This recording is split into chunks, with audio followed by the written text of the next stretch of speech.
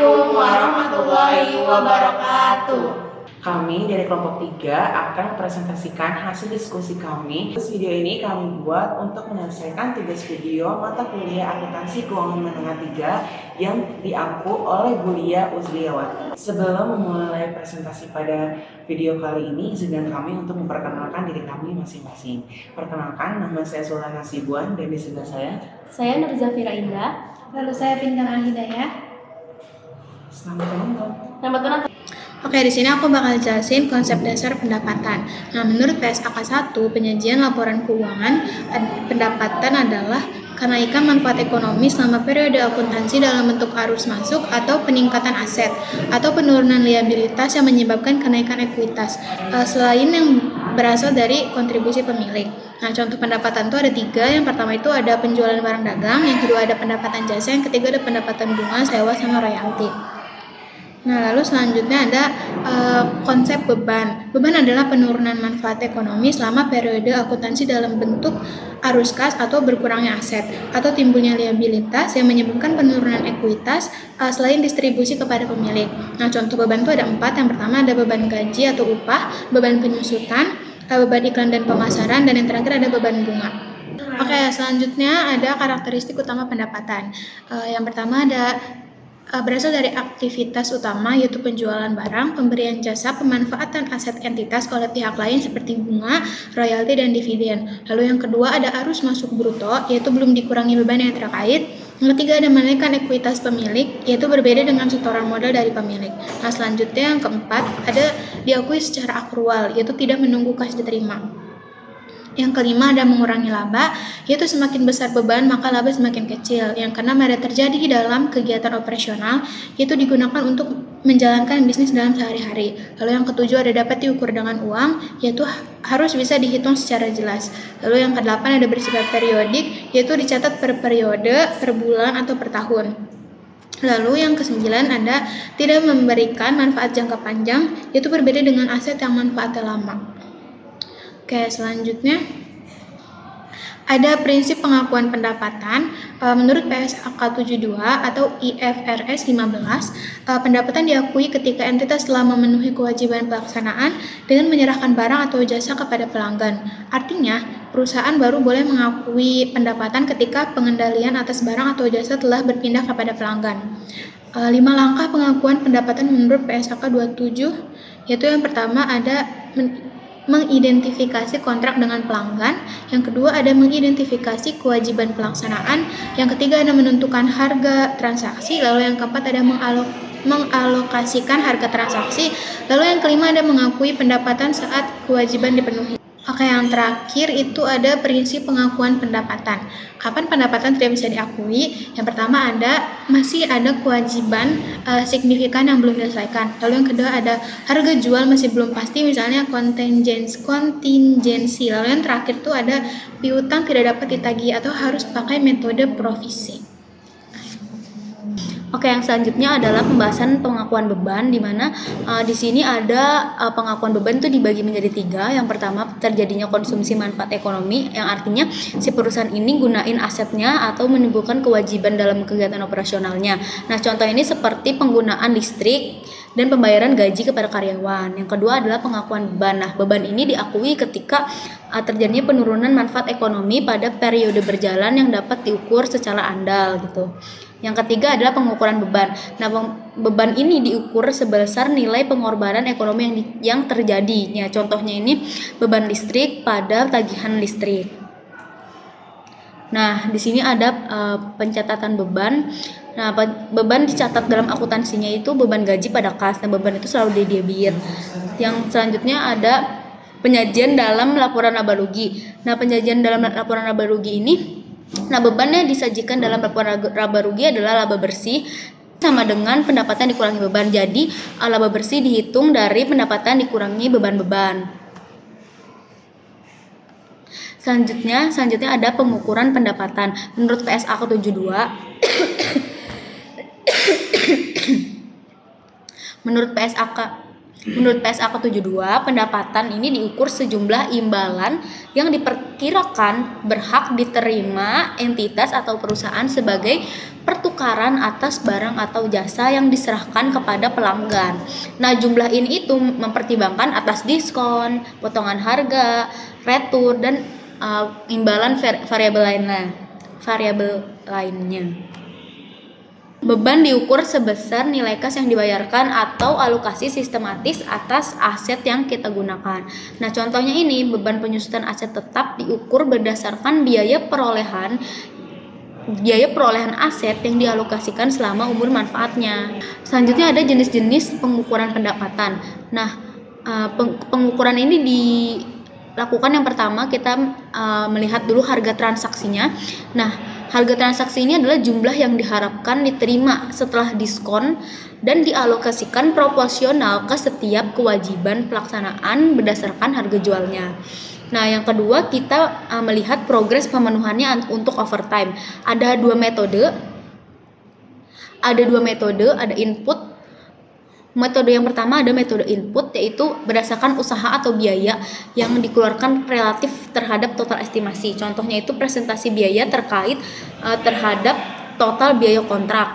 Yang kedua ada metode output. Nah, metode output ini berdasarkan usaha atau biaya yang dikeluarkan relatif terhadap total. Contohnya adalah unit complete atau survei kepuasan pelanggan.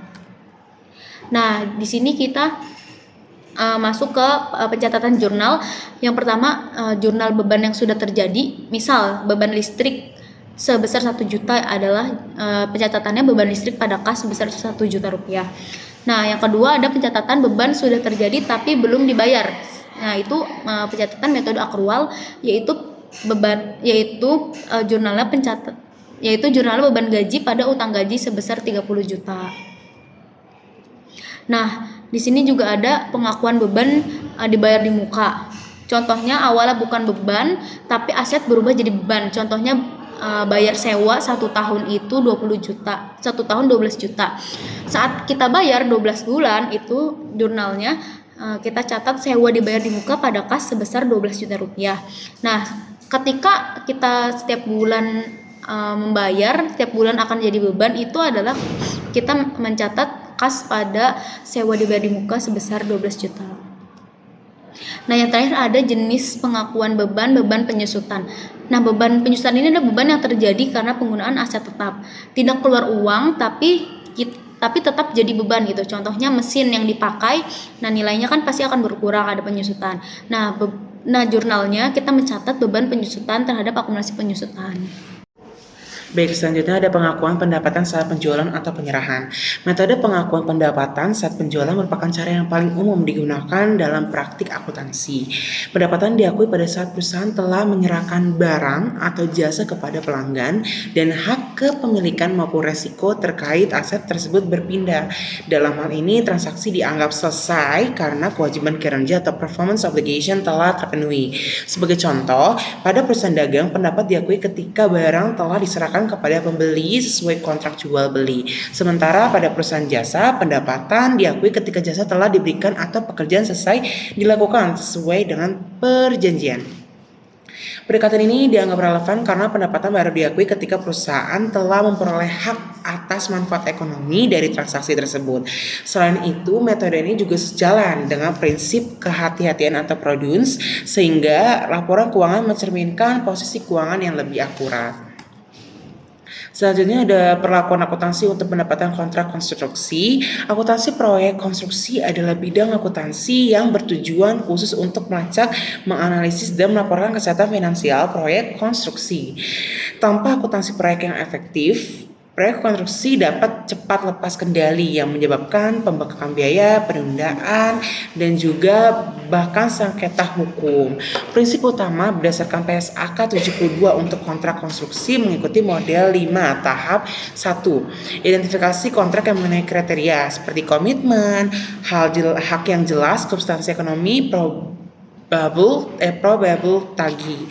Yang kedua ada identifikasi kewajiban pelaksana, misalnya ada desain, material, dan konstruksi. Yang ketiga tentukan harga transaksi atau fix ditambah variabel seperti insentif. Yang keempat alokasi harga ke masing-masing kewajiban. Yang kelima pengakuan pendapatan saat kontrol aset dialihkan ke pelanggan. Nah, untuk contoh ilustrasinya misalnya kontrak 100 miliar, progres fisiknya itu 40%, yaitu melalui output method. Biaya aktualnya sebesar 30 juta dari estimasi total 75 miliar. Maka pendapatan diakui sebesar 40 juta, lalu beban diakui sebesar 30 juta, maka laba kotornya adalah pengurangan dari 40 dikurang 30, didapatkan 10 juta. Untuk penyelesaian input yaitu 30/75, maka didasarkan 40% secara konsisten itu bisa didapatkan dari soal, teman-teman. Nah, lalu ada juga pembagian pelanggan itu sebesar 35 juta, itu termasuk advance 5 juta sebelumnya. Nah, lalu untuk jurnal penyelesaian progress overtime itu piutang kontrak 35 juta, biaya pokok kontrak BPP 30 juta pada pendapatan kontrak konstruksi 40 juta dan kas 25 juta. Untuk jurnal penyelesaian akhir periode pada 31 Desember yaitu pendapatan kontrak konstruksi sebelumnya 5 juta pada utang kontrak 5 juta. Lalu ada pengakuan sepanjang waktu overtime, yaitu pengakuan pendapatan untuk kontrak konstruksi. Pendapatan diakui bertahap sesuai progres penyelesaian proyek bisa menggunakan overtime jika termasuk dalam kriteria pelanggan sudah menikmati manfaat saat proyek berjalan dan proyek dikerjakan di lahan milik pelanggan. Bangunan spesifik dan kontraktor berhak dibayar meski kontrak dihentikan. Untuk cara mengukur progress overtime menggunakan metode input, yaitu biaya yang sudah terjadi dibagi total estimasi biaya dikali 100%. Lalu ada pengakuan sepanjang waktu atau overtime, yaitu pendapatan diakui sekaligus saat proyek selesai 100%, diakui di periode akhir. Contohnya produksi komponen konstruksi standar atau bukan pesanan yang dijual setelah jadi, seperti pembuatan kusen pintu, terus produksi beton, terus pembuatan tangga modular standar. Selanjutnya, perusahaan perlu mengungkapkan informasi mengenai pendapatan. Antara lain yang pertama, sumber atau jenis pendapatan seperti penjualan barang atau pendapatan jasa.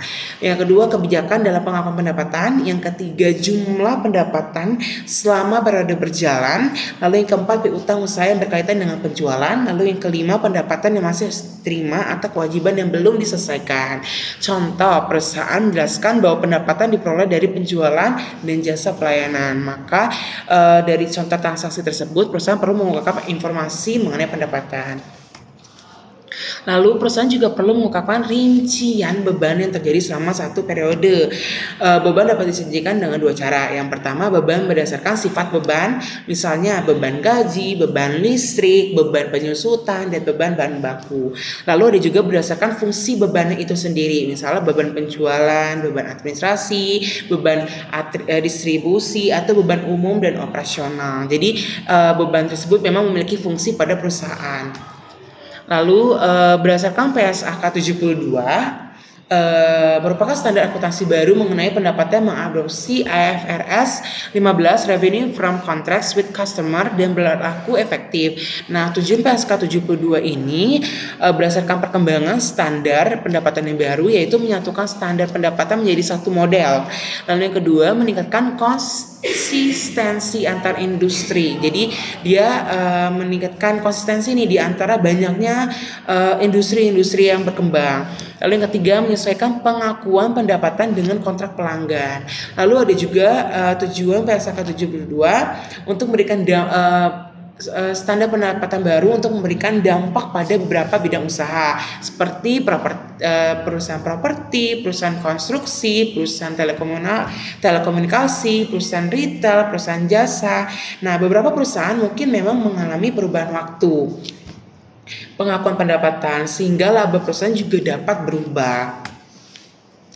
Nah, kita sampai pada kesimpulan dari berdasarkan PSAK 72 yang efektif sejak 2020, pendapatan diakui menggunakan model 5 langkah, yaitu saat entitas memenuhi kewajiban pelaksanaan kepada pelanggan baik secara bertahap yaitu overtime untuk kontrak seperti konstruksi maupun sekaligus point in time saat pengendalian aset berpindah. Beban diakui sesuai konsep matching di mana biaya langsung yang terkait dengan pendapatan dikapitalisasi sebagai aset kontrak dan dibebankan seiring progres penyelesaian. Sedangkan biaya tidak langsung seperti administrasi umum langsung dibebankan pada periode berjalan. Intinya, pendapatan tidak lagi berbasis penerimaan kas atau pengalihan risiko, melainkan berbasis pengalihan pengendalian. Seperti itu. Itu saja yang dapat kami sampaikan mengenai hasil diskusi kami tentang materi lembar persaham. Kurang lebihnya mohon dimaafkan karena ini merupakan hasil diskusi kami. Wassalamualaikum warahmatullahi wabarakatuh. Dadah Bu.